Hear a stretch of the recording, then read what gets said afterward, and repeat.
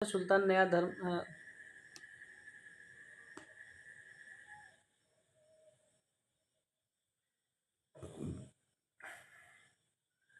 इस नए practice set में आपका स्वागत है। एक प्रैक्टिस सेट हम लोग कल किए जिसमें कुछ टाइपिंग मिस्टेक था, तो उम्मीद होगा कि इस प्रैक्टिस सेट में टाइपिंग मिस्टेक आपको नहीं देखने को मिलेगा। तो पहला प्रश्न है आपका, कौन सा सुल्तान नया धर्म चलाना चाहता था? नया धर्म, तो ऑप्शन है आपका बलबन था, अलाउद्दीन खिलजी, इल्तुतमिश कि मोहम्मद बिन तुगलक। ऑप्शन आपका है ये अलाउद्दीन खिलजी नया धर्म चलाना चाहता था। खिलजी में था जो इसका शासनकाल था लगभग 1290 से 1320 के मध्य। सेकंड क्वेश्चन है, निम्न में से सुल्तान ने बाजार सुधार लागू किया? बाजार सुधार लागू किया, पहला ऑप्शन है जलालुद्दीन खिलजी, मोहम्मद बिन तुगलक, अलाउद्दीन खिलजी या बलबन। तो यह भी अब सही है, अलाउद्दीन खिलजी। अलाउद्दीन खिलजी। अब क्वेश्चन है आपका ये ज्योग्राफी से, काली कपास मिट्टी निम्नलिखित में से और किस नाम से जानी जाती है? काली मिट्टी होती है जिसे एक हम लोग कहते हैं, जिसमें कपास ज़्यादातर उत्पादन किया जाता है, इसको और किस नाम से हम लोग जानते हैं? पहला ऑप्शन है आपका बांगड़, भूर या फिर खादर या फिर रेगुर। तो हम लोग का ऑप्शन सही है ये रेगुर। रेगुर मिट्टी कहते हैं, काली मिट्टी को ही रेगुर मिट्टी कहा जाता है। रेगुर मिट्टी का जो क्षेत्र है वो आपको भारत के इधर दक्कन का पठार में जैसे मध्य महाराष्ट्र में, मध्य गुजरात में, कर्नाटक और आंध्र प्रदेश में देखने को मिलता है।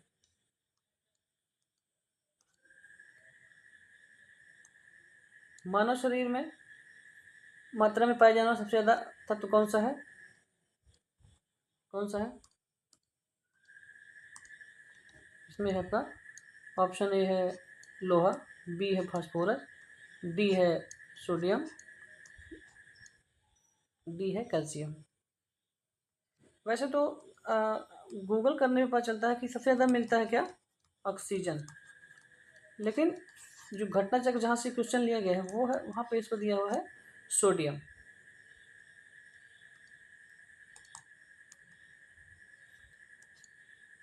हमारे शरीर की लघुत्तम हड्डी पाई जाती है हमारे शरीर में। बायोलॉजी से भी 2-4 क्वेश्चन तो रहते ही रहते हैं, तो उसी में से है कि हमारे शरीर में लघुत्तम सबसे छोटी हड्डी कौन सी पाई जाती है? सबसे छोटी हड्डी है किस में पाई जाती है? कान में, नाक में या फिर पैर के अंगूठे में या फिर आँख में? तो सबसे छोटी हड्डी है नाक की, जिसको हम लोग कहते हैं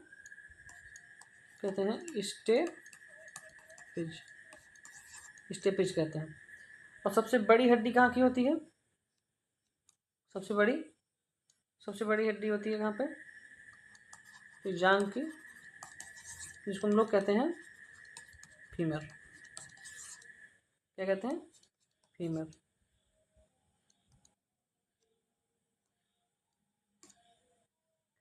अब आ गया क्वेश्चन, फिर एक बार मिट्टी से ही क्वेश्चन है। मिट्टी से है कि लेटराइट मिट्टी कहाँ मिलती है? लेटराइट मिट्टी उत्तर प्रदेश में, महाराष्ट्र में या फिर हिमाचल प्रदेश में या फिर पंजाब में? लेटराइट मिट्टी, पहली बात तो ये है कि जहाँ जहाँ भी बारिश ज़्यादा होगा वहाँ ही लेटराइट मिट्टी मिलेगी। जैसे बारिश इस साइड में होता है, बारिश इधर भी मिल जाता है, बारिश आपको यहाँ भी मिल जाता है पूर्वोत्तर में। तो बारिश जहाँ जहाँ भी होता है वहाँ पे ये मिट्टी मिलती है। तो लेटराइट मिट्टी ज़्यादातर मिलेगी आपको महाराष्ट्र में। दक्षिण पूर्वी या फिर हर बारिश में मिलती है। इसको जो लाल होने का कारण क्या है? लौह के ऑक्साइड, क्या है, लौह के ऑक्साइड।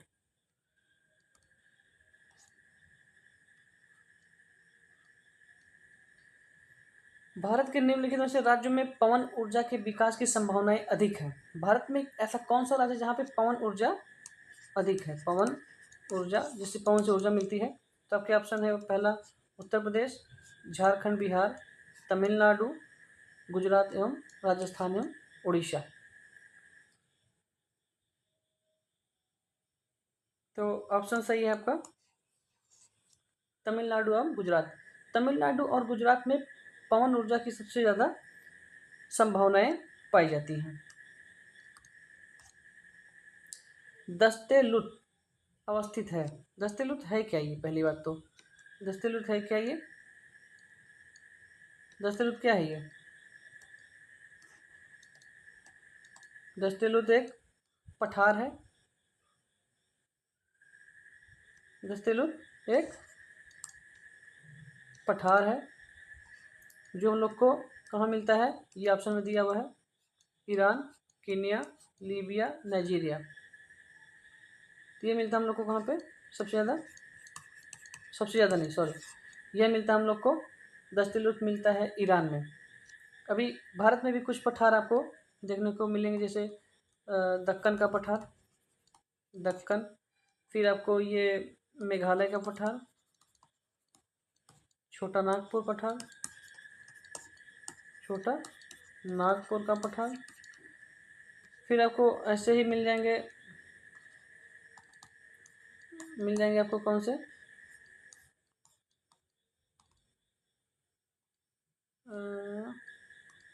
अमेरिका में कुछ पठार है जैसे कोलोराडो, कोलोराडो पठार अमेरिका में ये। फिर आपको मिल जाएगा कोलोराडो पठार के बाद आपको मिल जाएगा एडवर्ड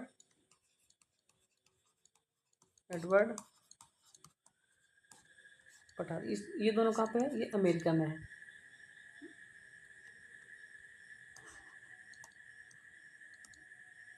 ये का अमेरिका में। साइमन आयोग नियुक्त किया गया था। साइमन आयोग नियुक्त किया गया था कब? 1925 में, 28 में, 27 में या 30 में?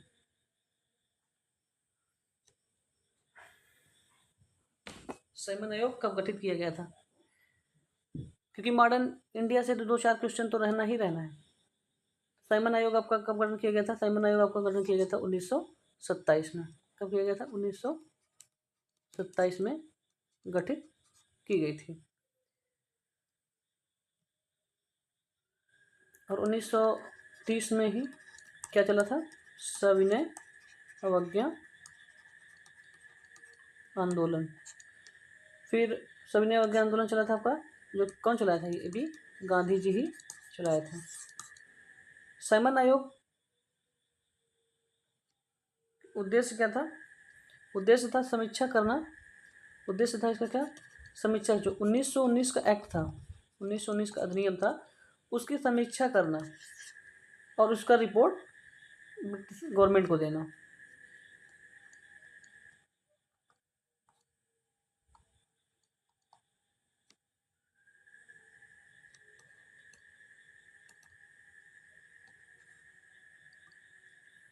मंडल आयोग रिपोर्ट किस वर्ष प्रस्तुत की? मंडल आयोग रिपोर्ट अपनी किस वर्ष प्रस्तुत की? मंडल आयोग, पहली बात तो ये आयोग किस लिए बना था? तो ये बना था पिछड़ा वर्ग, पिछड़ा सामाजिक शैक्षणिक रूप से पिछड़े लोगों की पहचान करना, सामाजिक शैक्षणिक लोगों की पहचान करना, कि जो लोग समाज में शैक्षणिक और सामाजिक रूप से पिछड़े हुए हैं और उनको कैसे आगे लाया जाए, उनके लिए एक आयोग का गठन किया गया था जिसको हम लोग कहते हैं मंडल आयोग। जो मंडल आयोग बना कब था? 1979 में। और यह रिपोर्ट अपना प्रस्तुत करती है कब? 1980 में। ठीक है, तो 27% आरक्षण इसी से आया था। इस समय के प्रधानमंत्री थे कौन? मोरारजी देसाई। और लागू किए थे वीपी सिंह। लागू कौन किए थे? वीपी सिंह। प्रधानमंत्री जो आयोग बना था उस टाइम पे थे मोरारजी देसाई, लेकिन जब लागू करने के बाद आगे कौन आ गए थे? वीपी सिंह आ गए थे। ठीक है। एक और आयोग था इसी के साथ में, आयोग का नाम था कि आयोग का नाम था काका काले। ये आयोग भी था, ये बना था कब? 1953 में। 1953 में। इसका भी काम था पिछड़ा वर्ग आयोग का ही, पिछड़ा वर्ग आयोग को ही कैसे आगे लाया जाए, और ये अपना रिपोर्ट प्रस्तुत करता है कब? 1955 में। तो मंडल आयोग 1979 में बनता है और रिपोर्ट देता है अपना 80 में। और यह बनता है कब? यह जब बनता है तो रिपोर्ट देता है अपना बहुत जल्द, 1 साल में रिपोर्ट देता है। और काका का लेकर रिपोर्ट देता है अपना 1953 में बनता है, और 55 में अपना रिपोर्ट प्रस्तुत कर देते हैं। इन व्यक्तियों से कौन कैबिनेट मिशन का सदस्य नहीं था? कैबिनेट मिशन का सदस्य नहीं था। तो इसमें देखिए कैबिनेट मिशन जो है, ये ऑप्शन है आपके, कैबिनेट मिशन के हैं। ऑप्शन 1 है William Wood, Cripps, Pethick Lawrence, Alexander. तो इसमें आपका सही ऑप्शन है विलियम वुड। विलियम वुड जो है ये इसका सदस्य नहीं था, सदस्य नहीं था। सदस्य कौन थे? पैथिक लॉरेंस थे, AB अलेक्जेंडर थे, स्टेफर्ड क्रिप्स थे।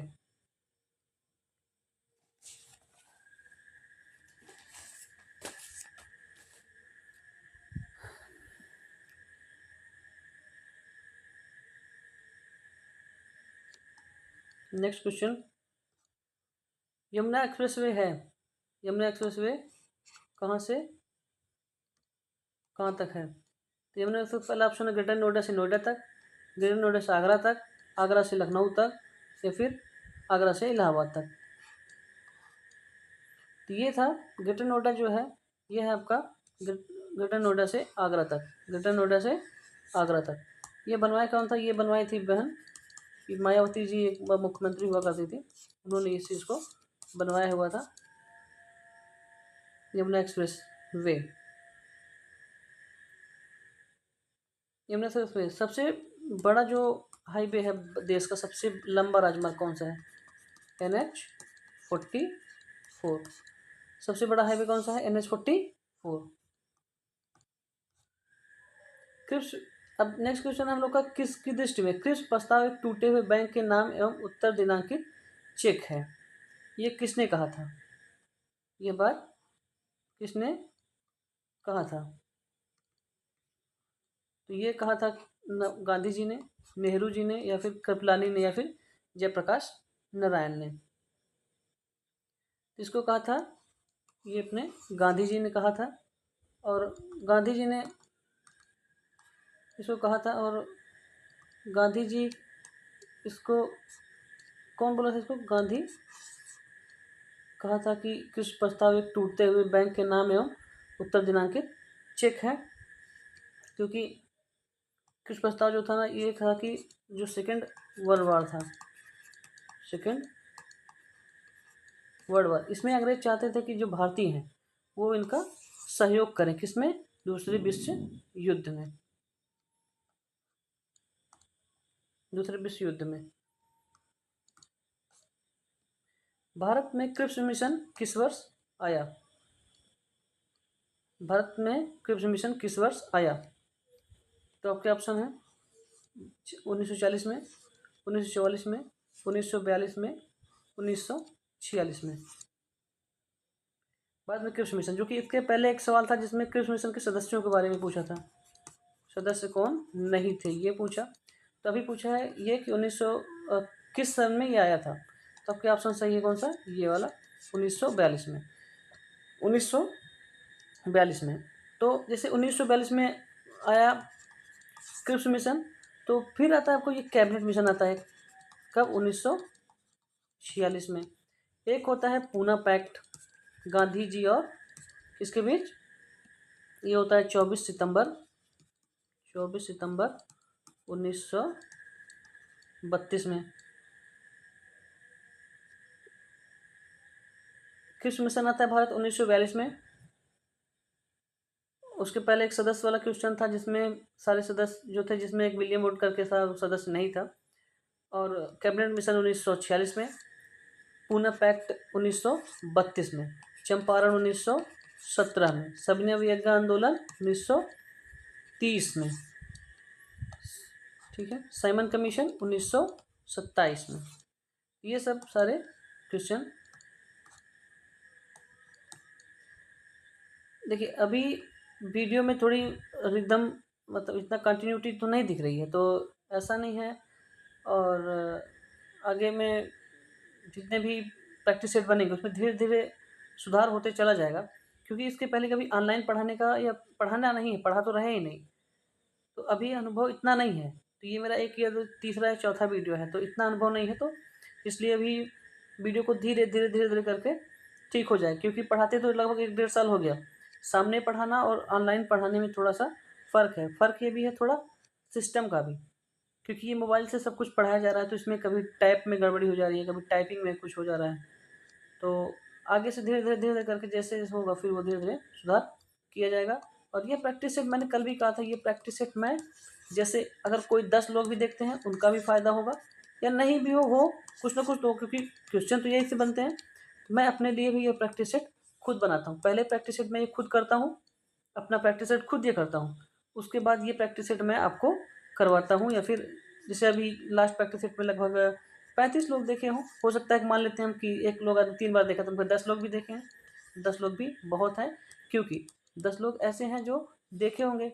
अभी हमारा जिस विद्यालय में है उस विद्यालय में लगभग कभी कभी एक बच्चे आए हैं, कभी 10 आते हैं। तो 1 आए 10 आए, क्योंकि आज नहीं कल, कल नहीं परसों कोई ना कोई तो देखेगा ही। तो यही मान के चलते हैं कि जो जितना भी प्रैक्टिस सेट अभी जाएगा ज़्यादा से ज़्यादा लोग के पास ये पहुँच ही जाएगा। और जिसको डेली प्रैक्टिस करना है धीरे धीरे वीडियो और सही भी हो जाएगा। वो लोग चैनल को सब्सक्राइब भी कर सकते हैं। चलिए फिर मिलते हैं नेक्स्ट प्रैक्टिस सेट में और सारे अच्छे अच्छे प्रश्नों के साथ। धन्यवाद।